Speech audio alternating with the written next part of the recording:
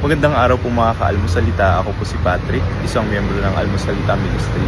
At ito po ang ating Gospel Bites ngayong araw, January 2, 2026. Happy New Year po mga ka-almusalita. Ang Gospel po natin ngayong araw ay mula sa Gospel of John, chapter 1, verses 19 to 20. At sa Ebanghelyo pong ito, mababasa po natin ng maraming nagtatanong kay John, ang pinsan po ni Jesus. Bakit ka nandito? Anong ginagawa mo? Bakit ka nagbibinyag? At ang sagot po ni John, nagbibinyag ako gamit ang tubig. Pero darating ang magbibinyag sa inyo sa pamamagitan ng Espiritu Santo. At dito po makikita natin yung pagpapakumbaba at ang buong pagtitiwala at buong paglagay ng sarili ni John sa malaking plano ng Panginoon. Ang pagtanggap ng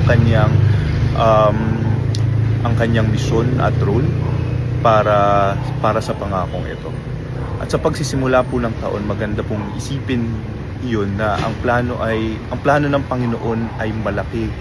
Ang plano ng Panginoon ay mahiwaga.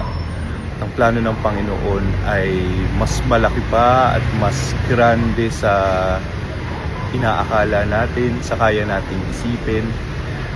Para po sa mga tao ngayon sa pagsisimula ng taon na nag-iisip or sinasabi sa Panginoon, parang wala kang plano sa akin.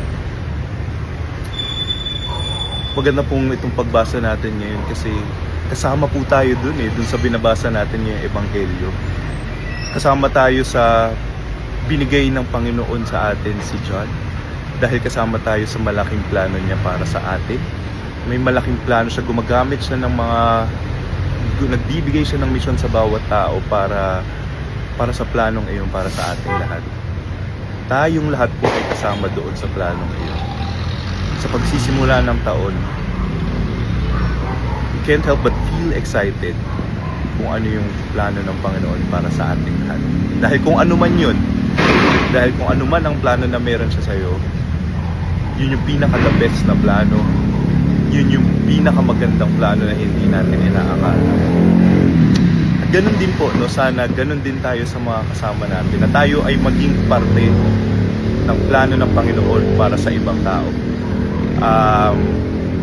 Tanggapin ang misyon, ang tawag ng Panginoon, kung paano tayo magiging parte ng plano para sa ibang tao.